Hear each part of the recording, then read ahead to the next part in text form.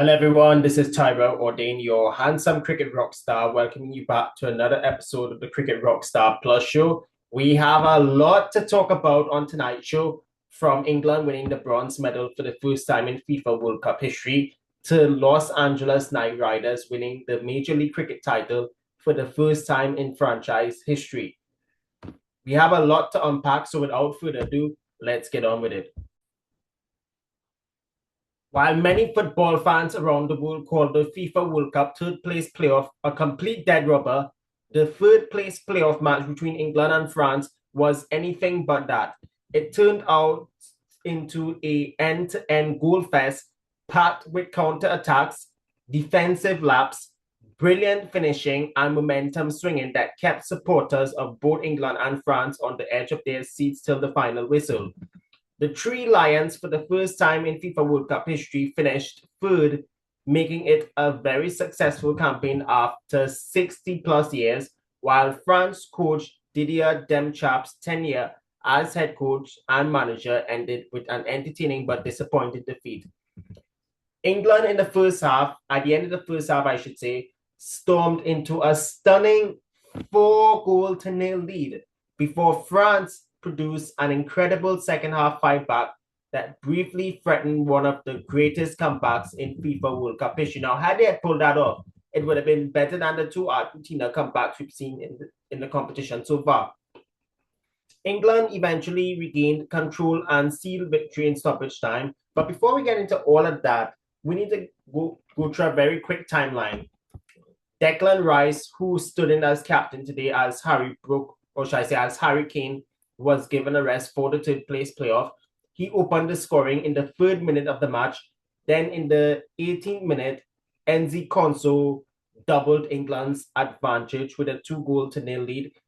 Then Bukayo Saka struck twice in the 37th minute and on the stroke of halftime to complete a dream 45 minutes for the Three Lions. England by halftime had led France by 4-0.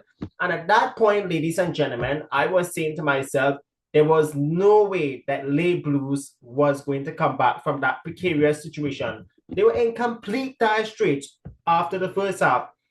Then came the second half, and that is where the 1998 and the 2018 champions came out firing all guns blazing as Kylian Mbappe sparked the comeback with 2 goals in the 48th and 66th minute. And with those 2 goals he scored, he went past Lionel Messi in the Golden Boot race, so as the leading goal scorer in the history of the FIFA World Cup. And within those 20 minutes, France was out of nowhere stormed back into business. And we all thought that the Three Lions were going to have a dramatic collapse, just like in the semi-final with all of the poor defensive tactics. But Bukayo Saka completed his hat-trick from the spot kick in the 87th minute. Then Ousmane Dembele added another one for France in the 6th minute of stoppage time. And just before the end of the game, in the final minute of stoppage time, Jude Bellingham finished the job for England in the final minute to seal a fantastic 6-4 thrilling win for England to end up finishing in third place, winning the bronze medal for the first time in FIFA World Cup history. It's better than going all the way than winning a World Cup after all the stupidness the manager Thomas Tuchel did in the semi-final. Overall, England played with tremendous attacking freedom, and I gotta say, they pressed those high presses, forced France into costly mistakes, while the quick transitions repeatedly so exposed the French backline. And I gotta say, Bukayo Saka should have played more in this World Cup. He was virtually unstoppable, constantly finding pockets of space and finishing clinically with ease. And Declan Rice, who led in the absence of Harry Kane, he dictated the midfield tempo. As for Jude Bellingham, who came on as a substitute in this game because he didn't start for the first time because they were giving all the other guys an opportunity who didn't get starts. Bellingham, he linked every phase brilliantly when he came on as a sub. So as Ensri Cosley, who made a major contribution at both ends of the pitch. France, meanwhile, they would look back at this game and say, Why did we concede 4 goals in the first half? They would look absolutely shell-shocked throughout the opening 45 minutes. Their defense organization completely disappeared as they didn't exist. Or should I say, they didn't even work up for the first 45 minutes, to be quite honest. As England, they sliced through the lines with pace and precision. As a late blue supporter myself, I was extremely pissed off by that performance. And this was the worst I've seen France play in a very long time. However, they made my day even better because out of nowhere, they did show remarkable fighting spirit after the halftime, courtesy Kylian Mbappe. And he reminded everyone why he's currently one of the world's best, biggest football superstars alongside the greats of Messi, Ronaldo, and even up-and-coming superstar Lamine Yamal, and the list goes on. He dragged France single-handedly back into the contest with ease. He literally fooled the English defense. And I gotta say, despite France's fatality regarding its defense in the first half, it continued to haunt them. Nevertheless, but England's attacking quality ultimately proved too much. While Mbappe did brought France back into the game single-handedly, it was too much to handle as England, they stuck it out, but they had to play more attacking, something they failed to do after scoring that first goal in the semi-final. But nevertheless, England finished third, France finished in fourth, and the big game is happening in over 12 plus hours from now. I'm talking about the FIFA World Cup final between Spain and Argentina. Now, my prediction for that final, Spain to win, because a lot of the idiots, especially those insulting Zionists, are backing Argentina. And even the White House, the sick old White House, they themselves urged the Argentines to raise up that stupid, insulting slogan in which FIFA warned teams regarding political statements. They already have a serious problem with regards to Muslim players bringing up the Palestine flag and those stuff. And I find that double standards, to say the least. But I would love, and I truly want my second favorite team in this competition, Spain, to win the title after 16 years. It's long overdue. As a matter of fact, I've said over and over that I do not like any teams that don't have any minorities or even brown players. Argentina, for example, is a very Zionist team. But nevertheless, I'm not here to talk politics. I'm here to talk soccer and football. But moving away from football, but staying in the States, but moving away from Miami, Florida, where the World Cup took place, to Oakland, California, which we will, just after I change this background. Moving away from Miami, Florida to Oakland, California, where history was made at the Major League Cricket Finals at the Oakland Coliseum as the Los Angeles Knight Riders and the Washington Freedom played out what was the most dramatic finish in the history of Major League Cricket, which was witnessed in Oakland, California, as the Knight Riders held their nerve to secure a thrilling one-run victory to lift its first ever Major League Cricket championship after 4 attempts in a contest that kept fans on the edge of their seats till the final delivery. Winning the toss, Los Angeles Knight Riders elected to bat first, knowing that the surface would become a bit more challenging to bat on, batting second, especially when it's an afternoon game. And normally in night games, the dew factor would normally affect the bowling department in the night games, but it did not come into play at all. But their innings, the Knight Riders' innings, the momentum did swung as wickets fell regularly, but timely partnerships ensured the scoreline kept ticking along. LAKR eventually was dismissed for 164 in the final over, a competitive but certainly chaseable total that the Washington Freedom would have been happy at the halftime stage as their bowling attack clawed its way back into the match whenever the Knight Riders threatened to accelerate. The leading run scorers for the Los Angeles Knight Riders were former West Indian opener out of Grenada, Andre Fletcher, whose aggressive 47 of 27 deliveries proved the early fireworks that the Knight Riders needed. And then there was the evergreen Colin Munro, the former New Zealand international, who was Knight Riders' leading run scorer throughout the competition. He was the second leading run scorer with a well-composed 40 of 29 deliveries. And mind you, he was the same one that hit Nikhil Chaudhry for 3 consecutive sixes in 1 over, in the 10th over. And they also had support from breakout player of the season, Matthew Trump. The South African-born American player blasted his way to 39 of 21 deliveries to give the Knight Riders innings momentum. Now, I would like, if when TKR picks its overseas signings, that Matthew Trump makes the list, because he literally was one of the stars this season for the Knight Riders, especially when it comes to his big hitting. It really was absolutely stadium ablaze from him all season, and it wasn't a surprise that he was selected as the breakout player of the season with regards to under 23 players. He was a star, and he is a future star in the making right away. Let me just say it right now.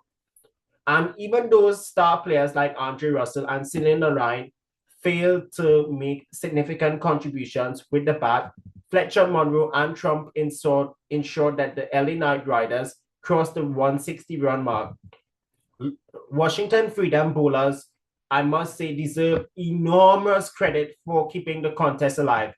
Rachin Ravindra, who came into the competition late because of his international commitments with New Zealand in the test matches in England, he was the pick of the bowlers.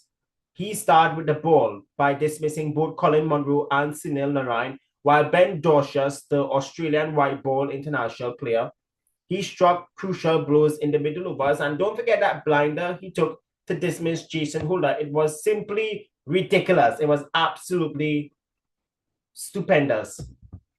His crucial wickets in the middle overs, so as Nikhil Chaudhry, who delivered a very disciplined spell by dismissing Fletcher and Russell to hold LAKR's momentum. Their combined efforts prevented the Los Angeles Knight Riders from posting what could have been an even bigger total, because at one stage, Knight Riders was eyeing somewhere over 200 plus runs on the board. But when it came down to the run chase, as Washington Freedom was chasing 165 for its second title in 4 seasons, chasing 165 in a final is never straightforward, especially on a pitch that had something for the spinners. And the Freedom experienced exactly what the Knight Riders went through. Their innings never gained complete control for the first 7 overs, as the Los Angeles Knight Riders bowlers, in particular the off-spinning magician Sunil Narine and captain fast bowler Jason Holder, they applied scoreboard pressure and refused to allow the required run rate to spiral towards the favor of the Washington Freedom. And despite losing wickets, Washington's Freedom's star player of the season, Andres Goss, the leading run scorer of the competition, he produced a composed innings of 40 off 35 deliveries, not only to keep the scoreboard ticking along and also keeping Washington Freedom in the game. They also tried building partnerships, but just as the match seemed to be slipping away from them, and they were out of the game with 5 overs remaining when Goss and this other guy, Chaudhry, got out. South African Ubas Pinar, he arrived and completely changed the complexion of the contest single-handedly with a sensational counter-attack in 53 runs of 24 deliveries. His ferocious big hitting had the Knight Riders on the ropes at one stage as the required rate came tumbling down. However, in championship matches, it is often decided by who handles the pressure better, and LAKR certainly did that. The experienced Sunil Narine in the first few overs in the power play, he spun a web around the Washington Freedom's batting lineup, finishing with a magnificent figures of 3 wickets for 13 runs from 4 overs. Captain Jason Holder was the second best bowler on the day, with brilliant figures of 3 for 31, alongside repeated strikes when Washington threatened to seize control. And then every wicket shifted the momentum towards the Knight Riders. But the unlikely hero for LAKR was Shatley Van Sharkwyk.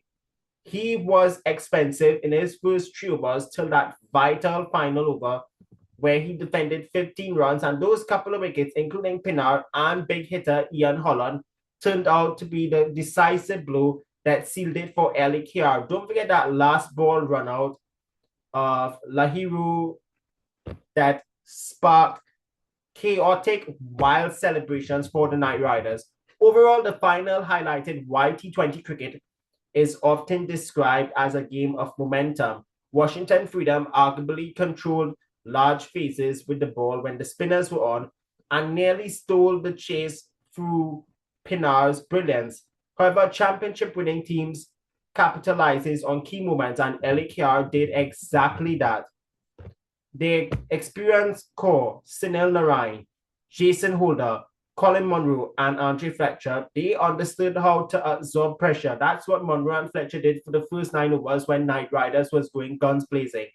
And while their bowlers delivered the perfect Yorkers and slower deliveries in the final, especially in the final over, the Knight Riders won the crucial moments. And in finals, that usually is the difference between lifting silverware and finishing runners-up.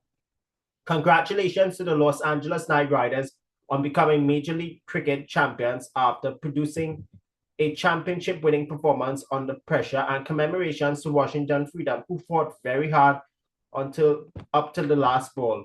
And both teams deserve a lot of credit for making the final a lot entertaining. And according to the commentators, most of the fans was wearing purple in support of the Knight Riders. Now, the other home team that did make the playoffs, the San Francisco Unicorns, they unfortunately didn't make it to the final because they absolutely bottlenecked the second qualifier. Fun fact, ladies and gentlemen, this is Knight Riders franchise 10th title overhaul. 3 for the Kolkata Knight Riders in the Indian Premier League, 5 for the Trinbago Knight Riders in the Caribbean Premier League. Don't forget the 1 title for the TKR women in the WCPL inaugural season. And now the Los Angeles Knight Riders has its first ever Major League Cricket title. Now, the question that's going to be asked, ladies and gentlemen, will our beloved Trinbago Knight Riders make it title number 6 and title number 11 for the Knight Riders franchise overhaul? Only time will tell when CPL starts the 7th of August. And I have a gut feeling sometime this week the Knight Riders and the 3 other franchises, the Kingsmen, which is the new franchise, so as the Falcons in their 3rd season, and the Patriots, I have a feeling they will announce their overseas signings sometime this week because time is taken away and CPL is coming thick and fast. And that's all the time we have for tonight's special episode of the Cricket Rockstar Plus show. I'm Tyrell Ordain, your handsome cricket rockstar, telling you all, be good, be cool, stay frosty, and always remember the only thing more powerful than hate is love. Plus, check in with your friends, family, colleagues to see everybody is okay. And most importantly, best of luck to Spain and Argentina for the FIFA World Cup final in more than 12 hours from now.